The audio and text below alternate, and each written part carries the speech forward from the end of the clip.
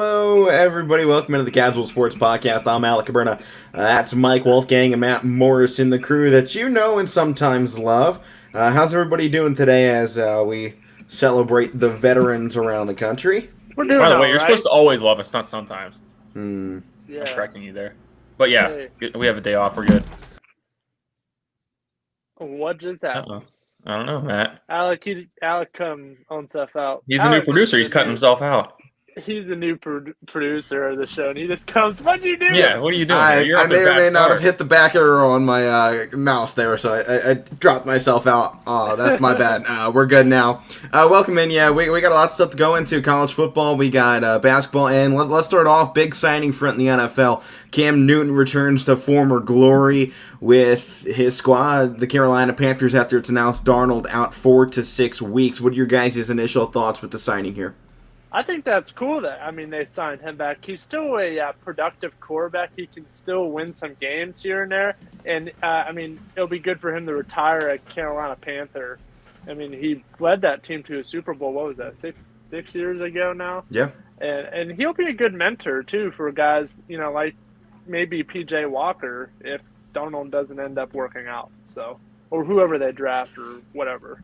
Yeah, and it's unsure whether or not he'll be able to catch up into a role system quick enough to start this Sunday, because at the moment P.J. Walker would be the starter, but with Cam Newton getting paid 1 year $10 million for the second half of a season, it kind of makes you feel like, oh well, once Cam Newton's integrated into the system, he's going to be their number one guy. So I guess with that, do you guys think Cam Newton can still do it here with his old squad? We'll have to see. He He's didn't got really a good have much. chance. He didn't have much in New England, though, Matt. So, he didn't really do much his last couple years in Carolina. He's going to be a little rusty. I think the number one thing you have to look at, though, is that this second half of the schedule, it starts off pretty difficult. They're going to get another 3 weeks or so until December 19th when the schedule picks back up for the final stretch, and who knows whether they'll have Darnold back or what Cam Newton does, but obviously this game this Sunday against the Cardinals should be difficult. Doesn't matter who the starter is, but I think you look at it. Ahead of that, they have Washington, the Dolphins, and the Falcons. 3 winnable games if they can get Cam Newton integrated into the system fast enough. So I think that we might see an overreaction November 21st when this team faces Washington. If Cam Newton has a great day, everyone's going to, oh, it's Cam Newton, he's back, let's go again. But I just have to put it out there, just pump the brakes a little bit and see what else you can get going here. Just because it'll be an easy stretch for him to get back in if he doesn't end up joining in here. Yeah, and we'll see his play, how it changes, because now he knows he's not what he was, and he knows that his role is different. So, like you said, he's coming into a role where they just got Sam Darnold in the offseason. They have some other young guys behind him. So, for right now, like you said, it's probably not going to be him starting on Sunday, but he's going to have to show some of these guys, because I feel like this is Sam Darnold's maybe last chance with the Panthers, because they're bringing a guy in like Cam in. If he's, like you said, if he's plays hot a couple games consistently, people are going to start calling him to start. So I think it's going to light some fires under their backups and obviously make them better.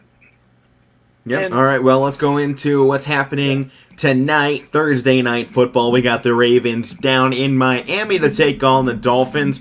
What are your guys' thoughts going into this one? Tua Tagovailoa is questionable to start here, and even if he was ready to play tonight, he's questionable, and he wouldn't even be 100% if he's starting. The Ravens are clearly showing off their power from this past season. Beating teams like Kansas City and, just moving on. Lamar's cementing himself as a passer now, too, so he's even more dangerous. They're going to have to come up with something to defeat Baltimore tonight. Yeah, definitely, Matt. And I know that was your one knock, and that was all of our knocks on Lamar, is that, he had to develop the passing game. And they got weapons around him, as we talked about before, the weapons they got in the draft and free agency. And like you said, I don't think it'd make a big difference if Tua was playing in this game, but you can see the Ravens sometimes, the last couple of games they've fallen behind, before halftime to start the third. So, I guess the bright spot for the Dolphins is if they can do that, maybe give themselves a chance, but I don't see it happening. Yeah, and coming to this game, Dolphins, I mean, they haven't really showed much all season. It's just the 2 wins, and the first one came in the first game against the Patriots team that hadn't really developed anything. Then they get blanked the next week by the dominant start for the Bills. They take the Raiders to overtime, but since then you haven't seen this team really put up much of a fight. They lost to the Jaguars overseas in the UK game, and I mean, this team's last win.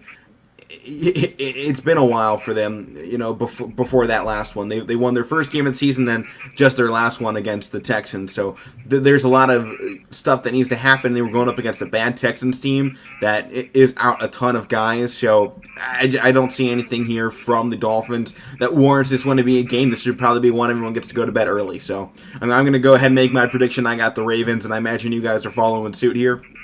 Yeah, Yep. I got the Ravens, unfortunately.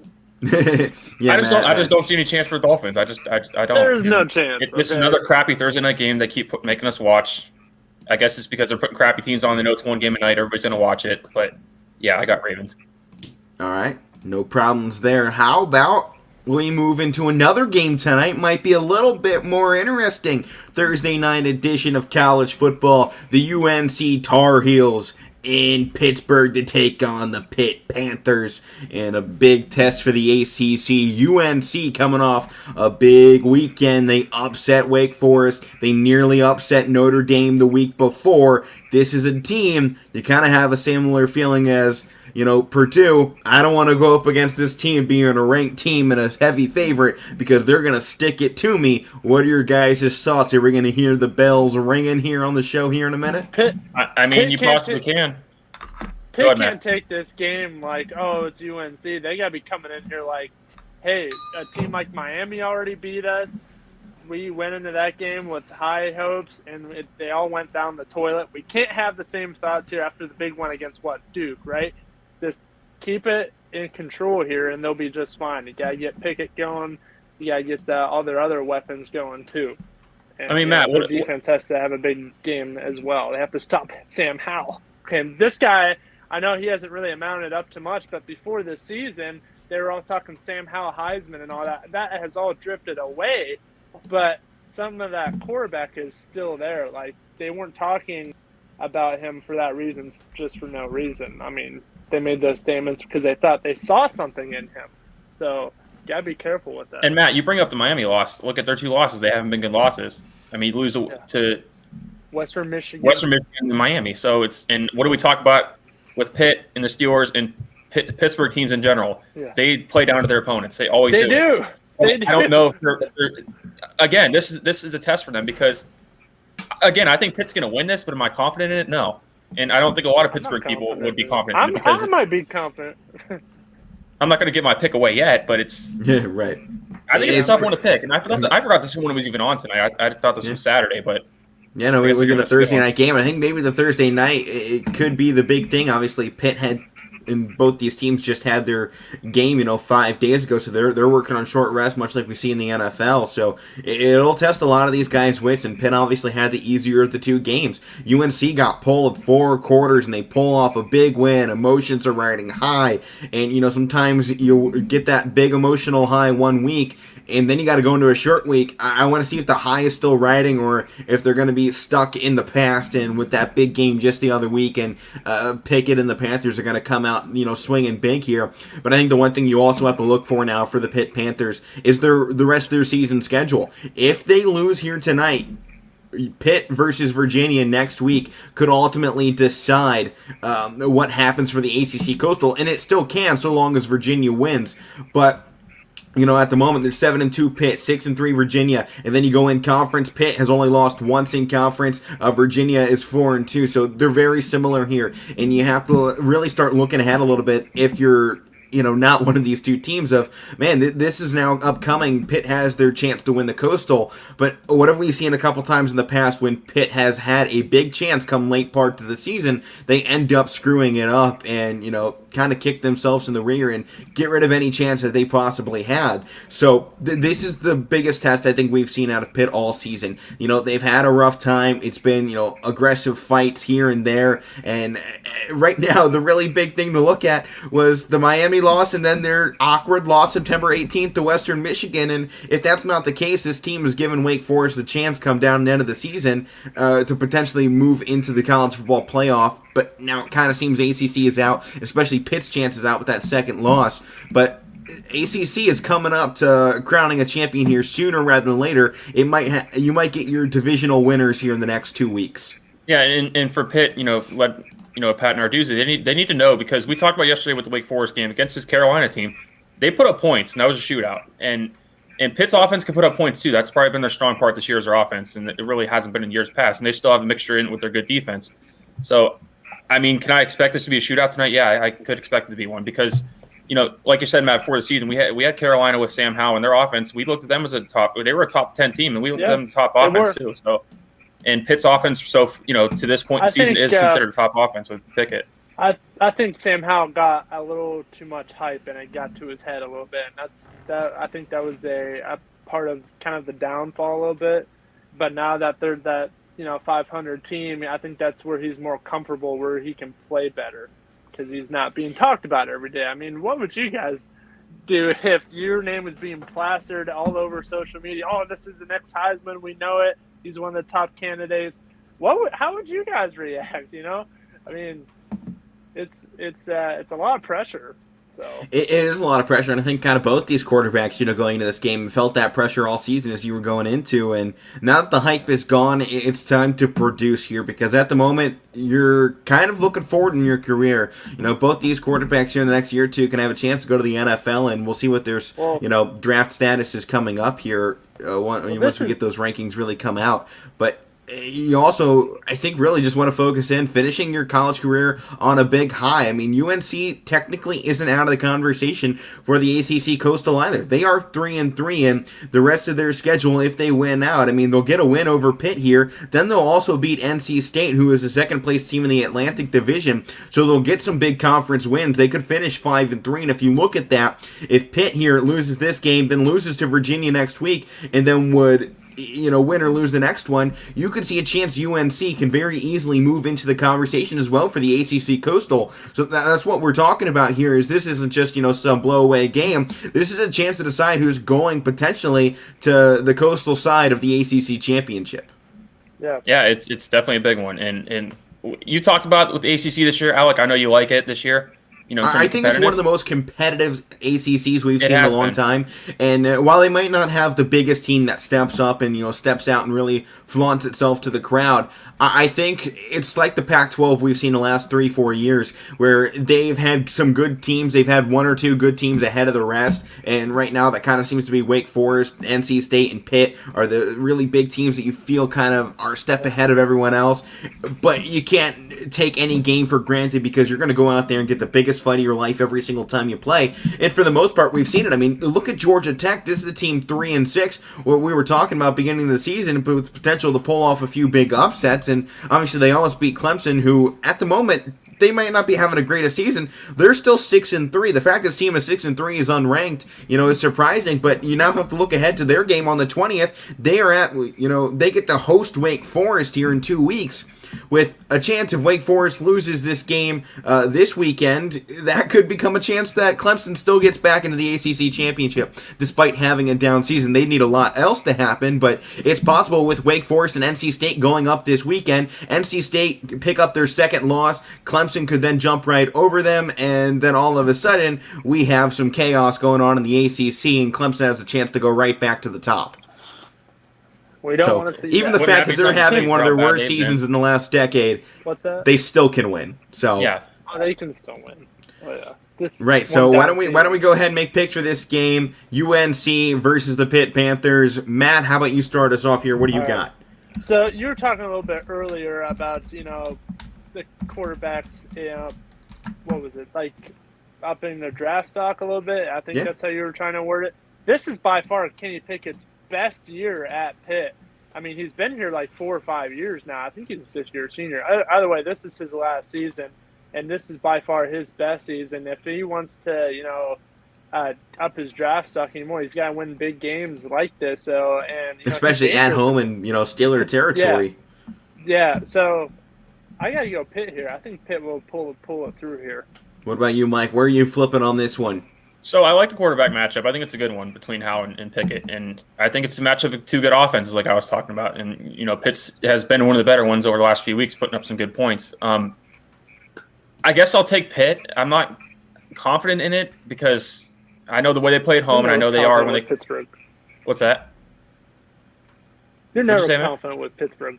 I'm not because they do this all the time at home. I mean, I don't mean to switch sports here for a minute, but you have the Penguins playing the other night against 2-9 Blackhawks team. They lose to bad teams, but Mike, is UNC a terrible team? To your credit, there you look at the home and away splits for the Pitt Panthers. They're 3-2 at home, 4-0 on the road. So maybe that'll factor in for you. I'm going Pitt. I think they're going to win. I think it will be a good win for them. I'm not 100% confident they're going to win, but I'm going to go Pitt 38-31. Are we giving scores? No, we'll take out scores this time around here. Make it a little bit easier on us this time. Can you pick it though, man?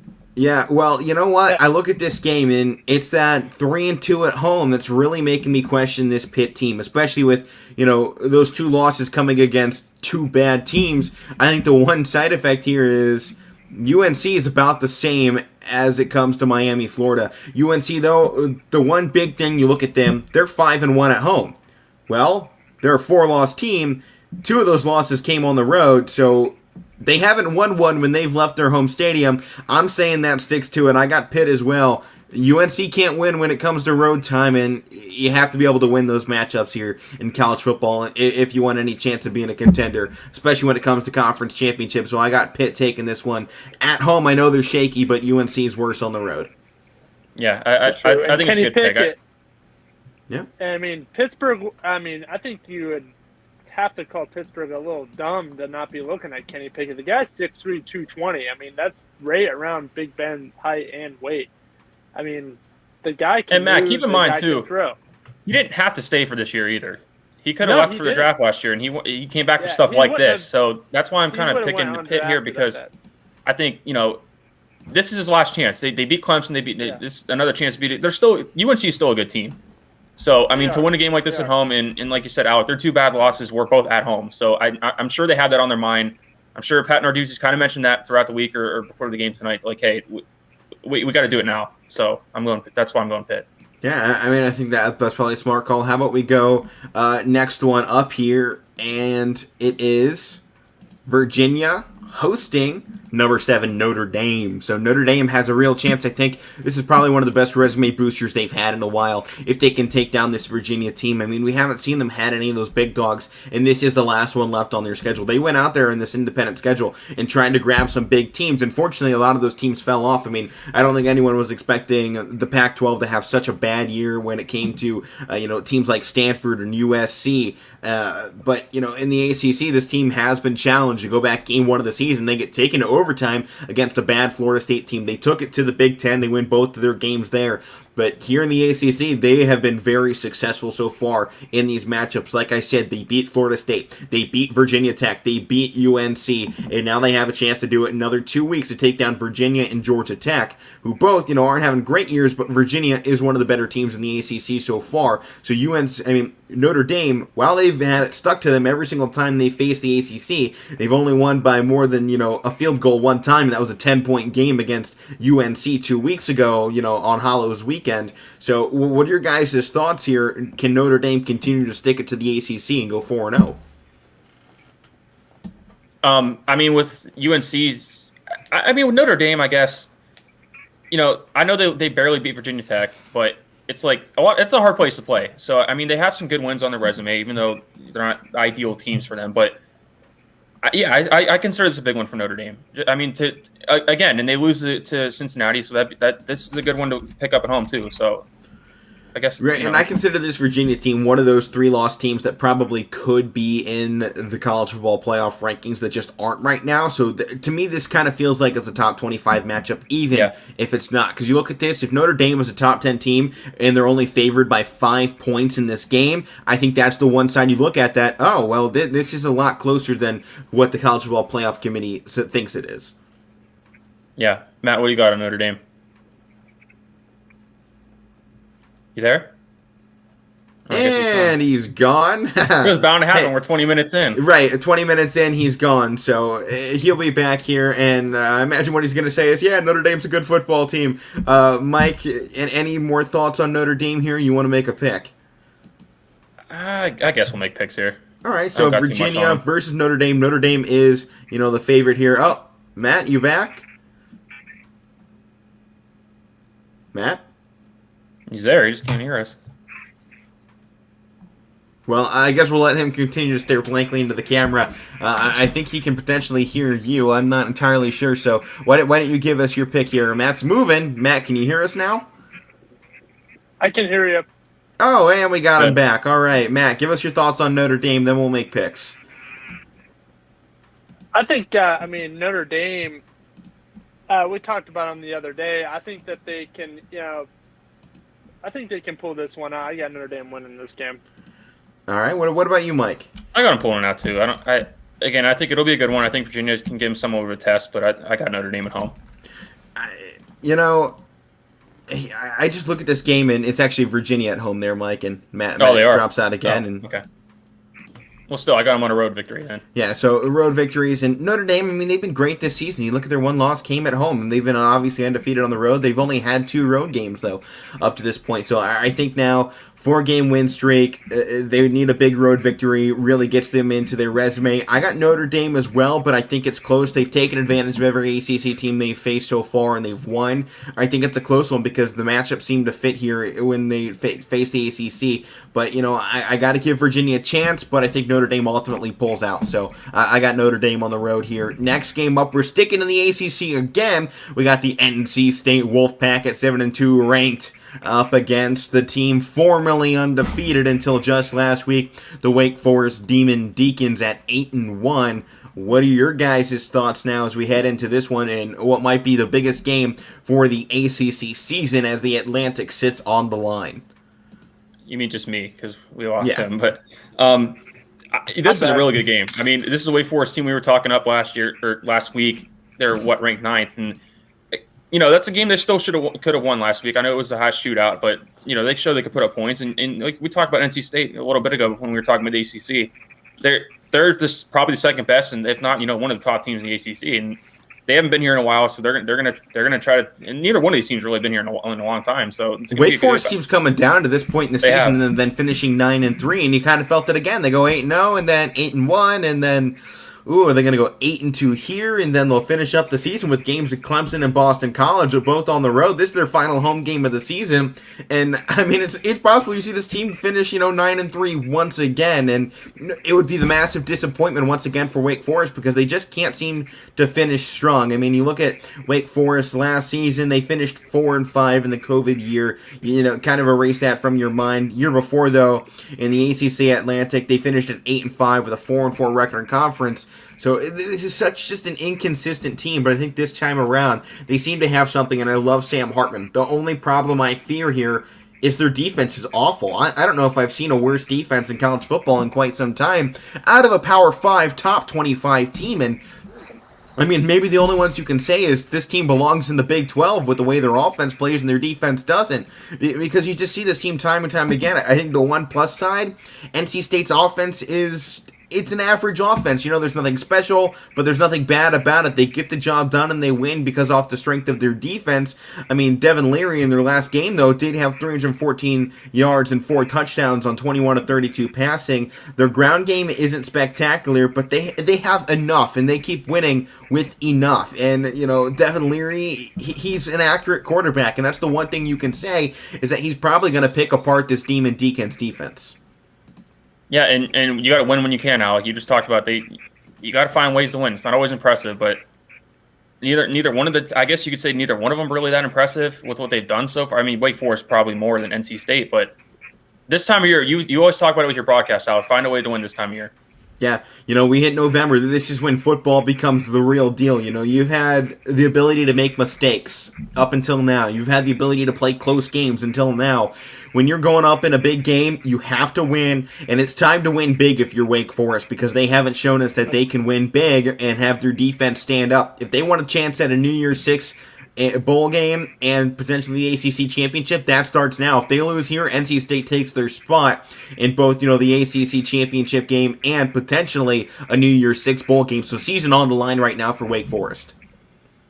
Yeah, absolutely. It's all or nothing right here. I mean, NC State is capable of upsetting teams. They upset Clemson.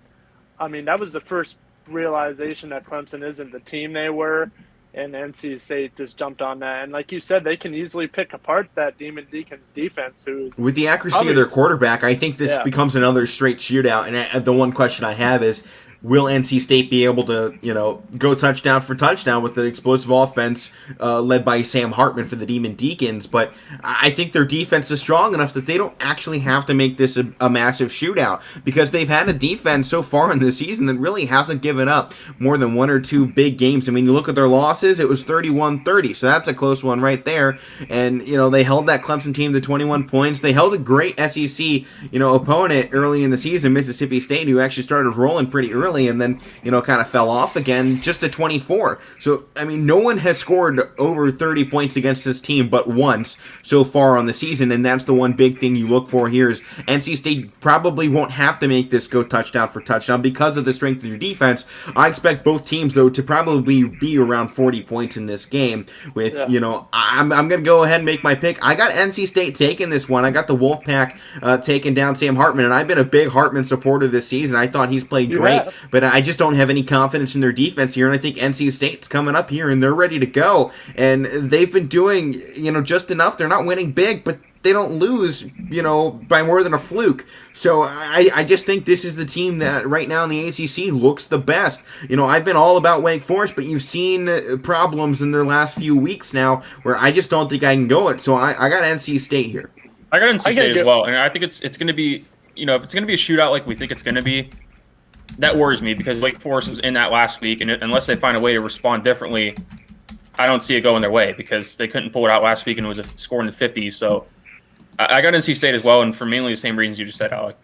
I got to go NC State as well. I say this offense pick apart that defense. So ring that bell. You're the Wolfpack too. Yeah, we're the Wolfpack.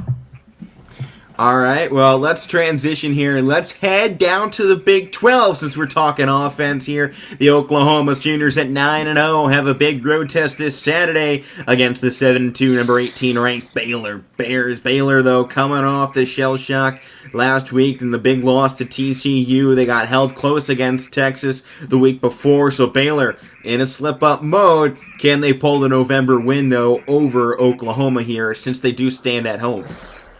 I don't know. It's going to be tough. Oklahoma is becoming that team that's coming sooner than later. And, they're performing pun intended there, right? Sooner for the Sooners. You like that, right? Yeah, but they're becoming competitive every week. And I think that a lot of that revolves around the quarterback transition. And, Caleb Williams, that guy has really led this team to victory. I mean, he's been the sole – that hasn't been the sole reason, but he has been a big part of why. Well, Matt, 402 yards last week and with 6 touchdowns on 23 passes. Yeah. The guy was averaging almost 20 yards per pass. So, I mean, I think you have to give credit to these wide receivers and Marvin Mims, Mario Williams, Drake Stoops. But, I mean, they had the same wide receivers with Spencer Rattler, and they weren't producing like this. So I think Caleb Williams is the guy, and probably Rattler in the transfer portal come this offseason. I could see him potentially sticking down south to a place like LSU, who might be in the running for a new quarterback with their new staff coming in. Maybe, yeah. But, definitely. And really Alec, I told you yesterday with the Oklahoma game, that's when you circle on your calendars. This is one that you had circled for the last couple weeks too, Baylor and Oklahoma. And I'm not going to make my pick yet, but actually, I am. I'm going to Oklahoma here. You have to look at this game, but I think you also have to look at this 3-game stretch now for Oklahoma. Their meat and potatoes of their schedule, right? We got the ranked Baylor here, an unranked Iowa State that was great to start the season, has a strong defense and a great running back. Their offense hasn't been able to produce, but then they finish out the season with Bedlam in Oklahoma State. So I do think this starts their hardest test. And, I want to know if they can pull this one out. It's going to be on the road. This is going to be a similar environment, maybe not as big as Oklahoma State, but you're going up against a team in Baylor that has not lost at home all season. Both their losses came on the road. The top 3 teams in the Big 12, Oklahoma, Oklahoma State, and Baylor, have been undefeated in their home stadium, so that is the big thing. These big teams are winning in front of their home crowd, which may give Baylor the opportunity here to pull the upset. Yeah, we got to remember, too, go ahead, Matt. No, you're fine. You're fine. Go ahead.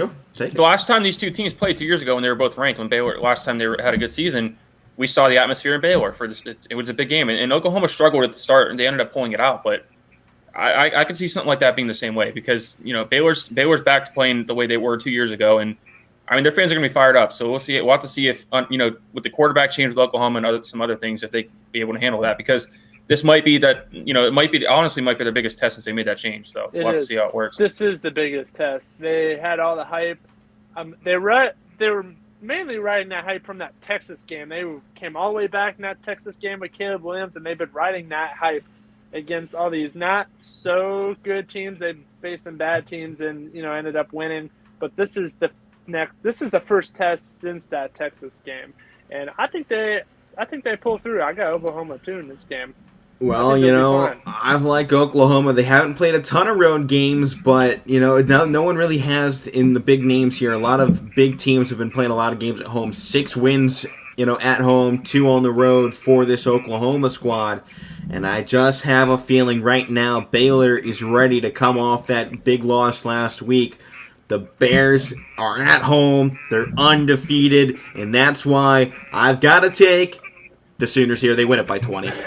Nice I got Oklahoma. I loved Baylor's defense here at the beginning of the season, but you've seen it now these last few weeks. It's been slipping up. They all 24 to BYU, 24 to Texas, 30 points to TCU. You just have the feeling this defense not nearing as strong as it was at the beginning of the season. They've hit Big 12 play against some explosive offenses. They've done well, but I don't think they have enough to slow down Oklahoma here in this one. I think Baylor potentially has the chance to win out rest of the season after this one, and we'll probably get a nice bowl game, but I think they finish this season with a 9-3 record, and this becomes loss number 3 for them. So I got Oklahoma. We're taking the Sooners across the board. I guess we'll be soon to find out whether or not that prediction stands tall.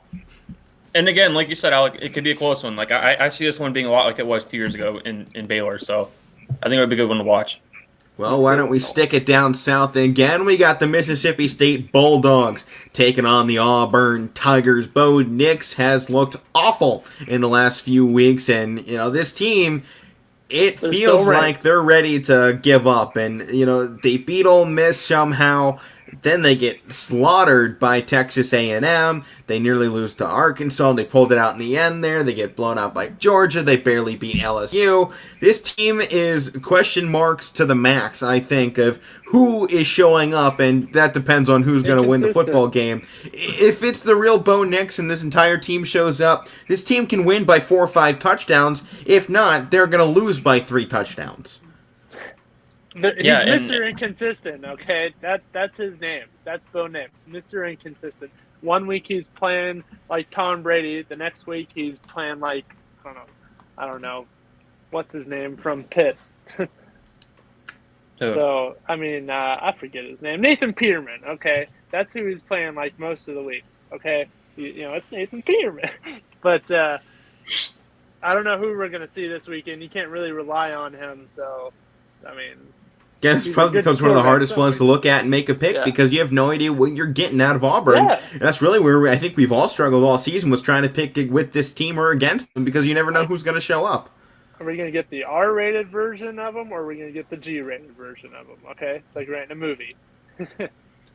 I think with Auburn though, they're going to again, in the right Bo Nix is going to have to show up because this Mississippi State passing game, it's getting stronger. Their quarterbacks over the last 6 games, I think it was, they were saying he's completing like 75% of his passes in the last 6 games. You look just last week, Willie Rogers, the quarterback for Mississippi State, 36 of 48, 417 yards with 4 touchdowns, just 1 interception in their win, in their loss against Arkansas. If that 1 interception goes back the other way, this is a game they win. They sit at 6-3 and probably have the chance to be ranked or either right up there in the mix. But this is a team that with Mississippi State you can't count out and say, oh well, this team's 5-4. This should be a no problem shootout here. But the one thing when it comes to Mississippi State, against ranked teams, they haven't been fantastic. I mean, they did get the win over NC State beginning of the season, but they got blown out by Alabama, and they faced an A&M at the time that was slumping, and they won that one. But I don't think that's the same A&M we're looking at now. And they faced a Kentucky and beat them, but that Kentucky was clear on the way down once again. So I think Mississippi State has taken advantage of teams that are on the way down. Arkansas, you saw them, they're coming back up, and they weren't able to beat them there. So Mississippi State against teams that are going up, they've struggled. And teams that are going down, that's when they win. So I think the big question is whether or not Auburn's going up or down, and that decides what's happening in this one. And I think coming off that Texas A&M game, I'd hate to say it, but I think Auburn's back on the way down to finish off this season. I mean, I think they'll win, the game against South Carolina, but I think they lose against Alabama in the Iron Bowl on November 27th. And, I could see this game being a shootout, too, because, I mean, last week they struggled against Arkansas, Mississippi State did. But on the other side, though, they might come out and try to, take it early, because if they win this game, they become bowl eligible, so that's something they're going to have in the back of their heads. And, again, I just don't know. Every game we talk about with Auburn, I just don't know what you're going to get with Bo Nix. And for them to win this game, he's going to have to show up the right Bo Nix, because, like I said, they're going to have to match some stuff with their passing game from Mississippi State. Bo knows inconsistency. That's for sure. I mean, it just seems like he never shows up when he gets called on the most. So, why don't we go ahead and make picks for this one here at our 36-minute mark? What do you guys got? Mike, go ahead first. I'm making a note. I'm going to take Mississippi State here for stuff I just said. I think they're going to come out pretty, fired up and want to get a win here to be bowl eligible, because they're right there at this point of the year. You want to get that win to make sure you're going to get an extra bowl game. So, and I just can't trust Bo Nix. I've done it a few times in the so far in the season with our picks, and it just hasn't really worked. So I'm going Mississippi State in this one. I gotta go Mississippi State as well, because I don't think Bo knows. So. Bo don't know how to play. He has only one loss at home this season. But, I might be right along there with you. I'm tired of picking this Auburn team, and, they completely flip around on me. So, man, this is one of those games. You want to pick them. I picked Arkansas over Auburn. I picked Auburn over A&M. So they've screwed me on both ways here, so I think I'm going to give them one final shot. I got Bo Nix at home. He's lost just once this season. I'm going to go Bo knows. You guys, we've all been too consistently across the board picking the same one, so I'm flipping this around. I had Mississippi State written down all week long. I'm taking Auburn, though. I'm flipping this around.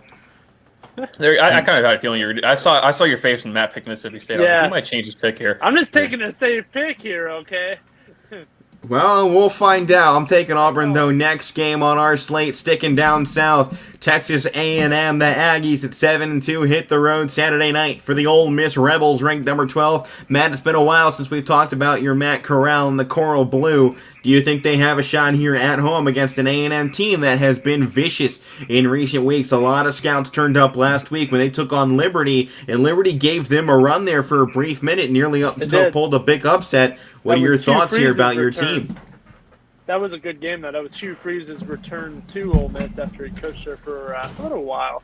But Ole Miss, Matt Corral, he's not an inconsistent quarterback like Bo Nix, but I wouldn't say he is. He's in that gray area, okay? 1 week, he plays 100%, and the next week it's 75%. And, that comes against teams that really, that are, half decent at least. And, coming into this game, what'd you say, A&M? They're playing A&M this week. Yeah. A&M knows when to show up against big games and play, okay? But they don't know how to play small games. They beat Alabama, but they lose to some other small school that they should be easily. But this, I think, is a big game. And, this is a game that you might see Texas A&M actually show up and play them. So they have to take it seriously and, play them 100% the whole way, because A&M likes to sneak up and get you. So that they do. And so does Ole Miss too, Matt. So does Ole Miss. So we'll see. I think this. I think it's a game that's similar to the one we just talked about with it feels State. Very similar, right? Yeah. So I think it's another interesting one. Like I said, I think it's pretty similar, and these are, like you said, Matt, these are teams that could sneak up on anybody too. And the Aggies just a 2.5-point favorite. The over-under for this game is also 57.5. So a lot going both ways here with some big chances. The one thing I look at here, if this game was being played on the road, I'd be taking Texas A&M in a heartbeat.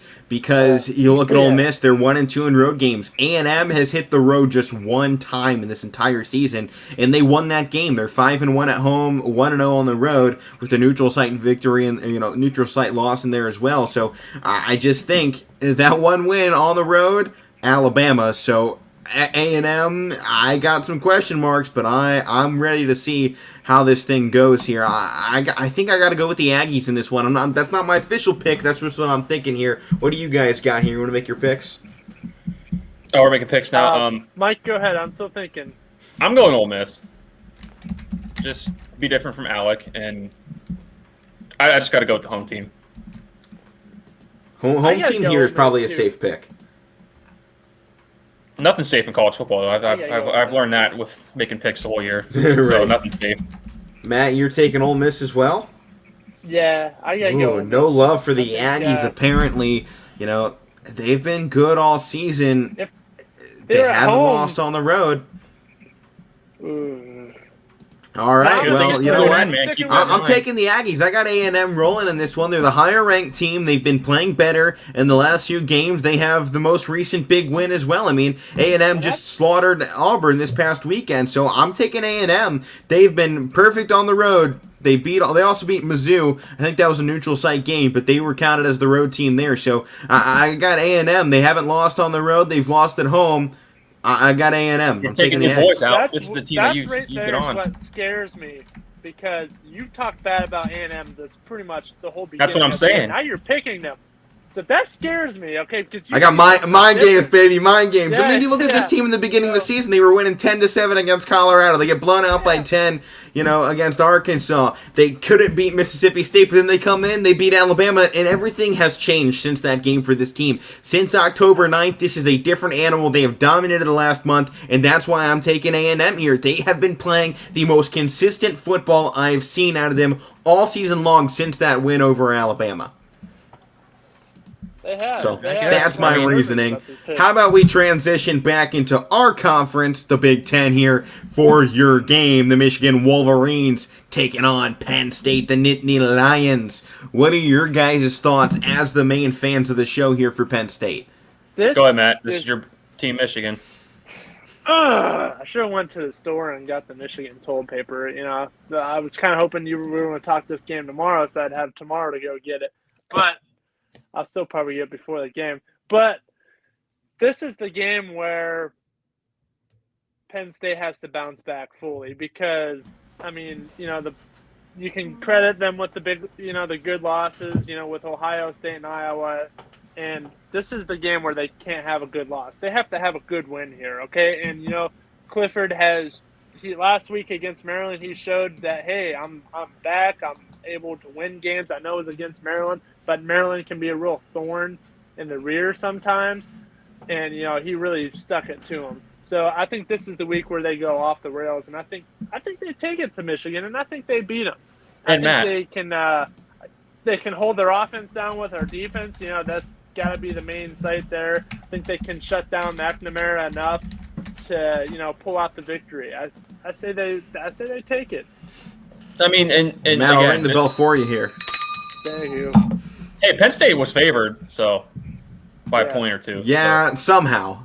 Yeah, I think it's just the offense of Michigan. That's how we're gonna win this game. Somehow, some way. Somehow, with a prayer and a half. But Matt, in all seriousness, we've been talking about Penn State and their ranking, how teams that are ranked that they beat and we're not, doesn't make sense. Whatever. But if you you want to change that, win this game this week, because we keep talking about the good losses. We'll get some good wins. And I heard, like I just said. Yeah, I listened to James Franklin's some of his weekly press conferences getting ready for the Michigan game, and it's like, yeah, they have athletes that Penn State's got to look out for, and I think their defense can be ready for it because their defense was ready for it with Ohio State's playmakers, and they held them in check for a good amount of the game. And you can't keep them in check the whole game, so they're going to have to get something out of their offense, as we keep talking about. Their offense has to wake up. I think the biggest thing here is Sean Clifford. He's healthy. I mean, you see it now. He's coming back. The Illinois loss it just didn't feel like he was at 100%. Even the Ohio State game, it felt like he was good, but he was still didn't limited. feel like he was 100%, maybe 95, but it wasn't 100. He's 100 here, and I think that's the biggest thing is I don't know if Michigan's ready to play on the road in the big house. Jim Harbaugh, against good teams, he sucks, especially on the road.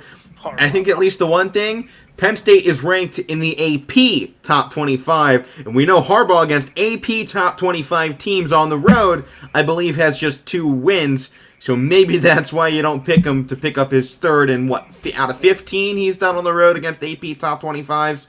Luckily, I think Penn State's on the outside of that top 25, but it goes back to Sean Clifford. He was out, and we all kind of have said since then, I think this Penn State team probably wins that game against Iowa if Clifford doesn't go down. If Clifford doesn't get injured, I have them favored against, Illinois, even with the outcome of what it was. I have Penn State taking that one with Sean Clifford. Against Ohio State, if he's 100%, I think the game's a little bit closer, but I think we look at Penn State as a one-loss team with their closest loss being to Ohio State. And I think everything else in the schedule has kind of fallen into place because of that. But at the same time, Michigan's only loss was they blew a game. I mean, they slipped up and they allowed 15 points in the fourth quarter against their biggest and fiercest rivals, their little brother. In a game McNamara struggled in, the rushing game couldn't get going, but they come out with a decent week the next week against Indiana. I mean, McNamara, he's not throwing it a lot, but Hassan Haskins had 168 yards last week, and he's one of the best running backs and one of the most underrated running backs I've seen in college football. And, going up against this team this year to finish out the season as a Buckeye fan, the one thing I want to see is Hassan Haskins, because I believe, we didn't get to see them last year, and I think he was out the year before that, and with an injury, he got injured, I think, in this Penn State game 2 weeks prior to going into Ohio State. So this Haskins guy hasn't got the big chance in a lot of these games. I think this is his opportunity to go off and, up his draft stock, as he's been there now a couple of seasons and could probably look to get out of there a little bit sooner than anybody else. So I think this is a big game for Michigan. It's must-win football time, and Penn State, the only thing they have is trying to get a better bowl game at that point and cause chaos to their rivals. So I think chaos is on the side of Penn State, but desperation is on the side of Michigan, and this one hurts. But I'm taking that team up north to take down the Nittany Lions. And, I can't believe you just said that, but wow. Anyway, I know it hurts. I think what I'm saying for you, I really don't have much against them, but anyway, I think for Penn State, they're gonna have to do what they did last time Michigan was in town. They had the same quarterback, Sean Clifford, but they had a deep ball threat with KJ Hamler, and you have Dotson, and he's he's gonna run circles. Yeah, so you have to find him deep. They did it against Maryland. I know Alex, me and you were both talking about early in the year in some of the earlier games. They didn't get him the ball that much in key times. They waited too late in the game, and it, got him back into games at times, but it wasn't enough. So you got to find – he's their best player. He's one of the best receivers they've had in a long time. So you have to find him because their running game – use the bubble screens as your running game because their running game has not been working at all.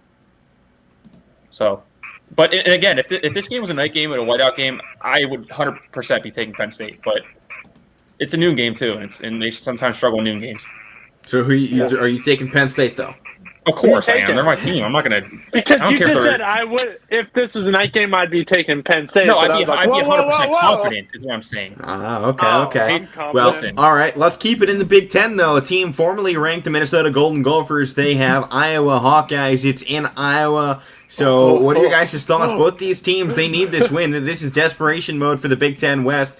Minnesota, they win. They sit, they're tied for first place along with Purdue and Wisconsin. And obviously Purdue's got the game against Ohio State that we'll mention here. Wisconsin has an easy rest of the schedule until they take on Minnesota in the final week. So what are your guys' thoughts as Minnesota enters time to win?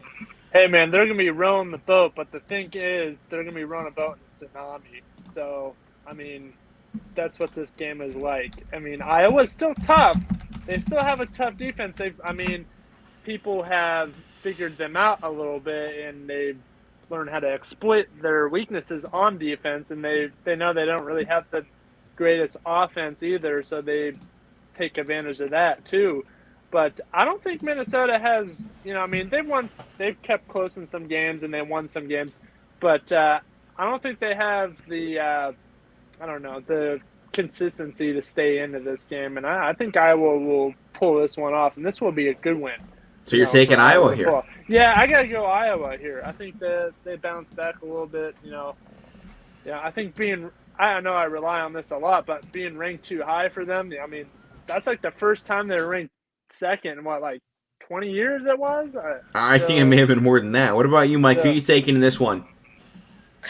I think this is a good matchup. I think that these teams are pretty evenly matched. They're both in the same area in the rankings. Iowa's offense, we know, Matt, their defense is good, but their offense isn't really that good. I mean, they don't get their quarterback moving around a lot. He's kind of like a statue back there. I'm going Soda in this game. All right, we got a Minnesota there. And, hey, Mike, I that's a good pick right there because you know why?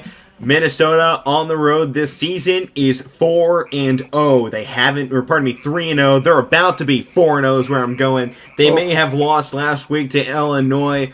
Who cares? I'm taking the Golden Gophers. Row the boat, baby. Down goes Iowa. Yeah, and this is a place that they can win in. Penn State almost wins there. Yeah, Purdue win there. So it's not like this. It's a tough place to play there, but it's not like it's impossible to win. It is. Yeah, this ain't the horseshoe.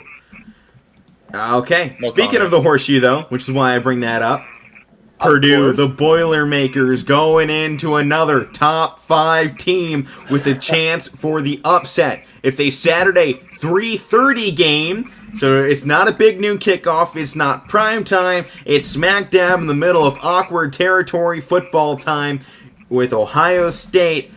They're the clear favorite, but Purdue now on the, chance to potentially pull the upset. They are ranked in the college football playoff, though, so that's the one side I think you have to look at, is that this team isn't great once they become ranked. I'm just going to come out and say it. I don't think Purdue has any chance in this game. I think Ohio State wins by at least 2-3 touchdowns. I mean, Purdue's ranked now. They don't. It seems like they pull off stuff like this, and I don't see Ohio State losing twice at home in 1 year.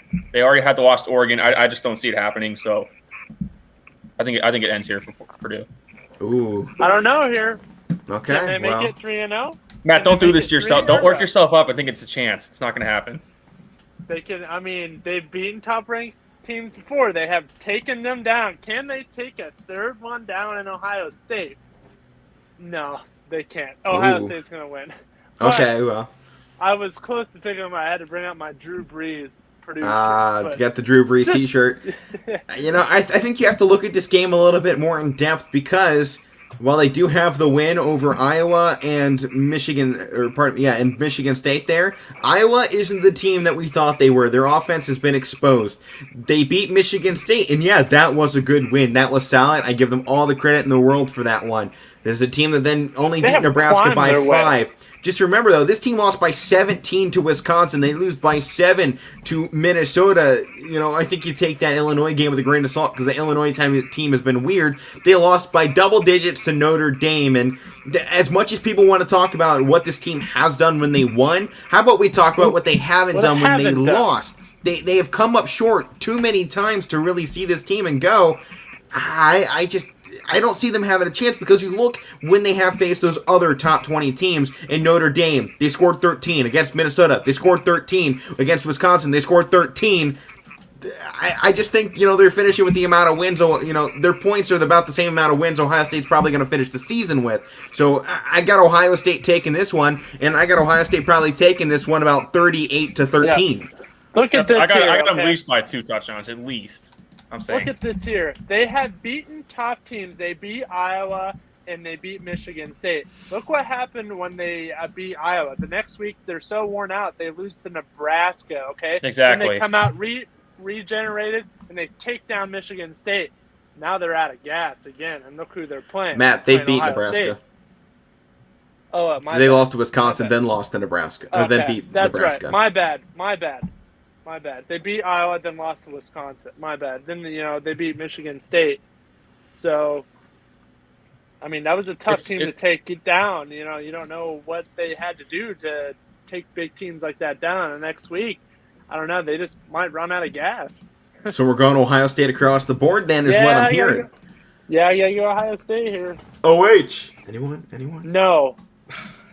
IO. I'll finish it off. Absolutely not. Well, let's move into the NHL then to finish things off here on the show. Minnesota Wild tonight take on the Las Vegas Golden Knights. 9-3 Wild, 7-6 Vegas. But I think this Vegas team, they're still a really good team. They've come up short a few times, but every game we've talked about so far has gone to overtimes or shootouts. That record continues to go along. Wild, first place in the Central Division on a win streak of 4, and the one thing with the Wild, they have good offense. They have 42 goals for the season, but going against them, they have 38 goals they've allowed, which is one of the highest marks, out of the top teams. And I just think the other part is, while the Golden Knights' offense isn't as good, their defense sits about the same. So I think this game probably goes to overtime once again. But I'll go ahead and give my pick first. I'm taking the Wild in this one, but I definitely think it's a tight one throughout, and with a big chance for Las Vegas to take home the win. Go ahead, Matt. Yeah, I mean, Minnesota, they're a great team. And, Las Vegas has picked up some players, like Eichel from Buffalo and that huge trade. And I think that has boosted them a little bit. But I think they still have some stuff to figure out. They have to build more chemistry. That's what happens when you trade a bunch of guys away and you bring in one new guy. It's not like they can sink in right away. It's got to take a little bit.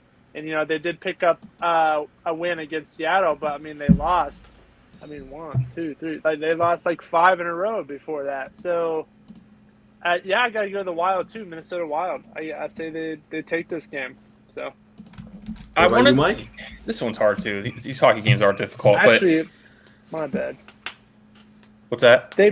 My bad. I was looking at the beginning of October, not the beginning of November. They did beat Seattle, but they lost to Detroit. They've been winning more, but I still got to go Wild here. I say the Wild.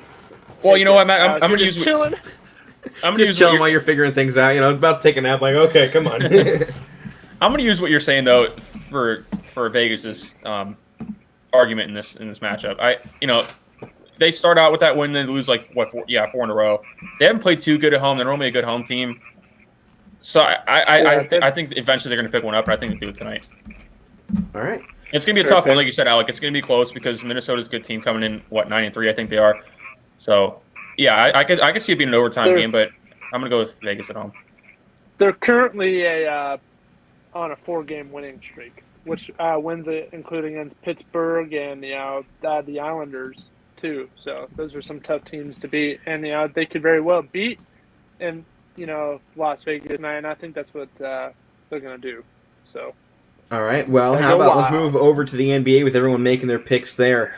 NBA Heat versus Jazz. They face now for the second time in a week here. They faced last Saturday. They'll face again this Saturday. Last time the Heat won it by 3. It was close, and it was one of the best games we've seen all year.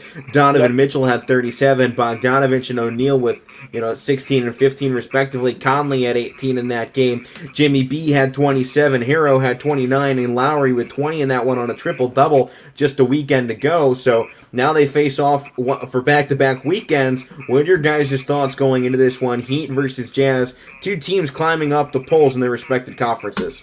You could say this is probably the best game the NBA's had so far this year, because both these teams you could look at, they're probably the two of the most complete teams in the league so far.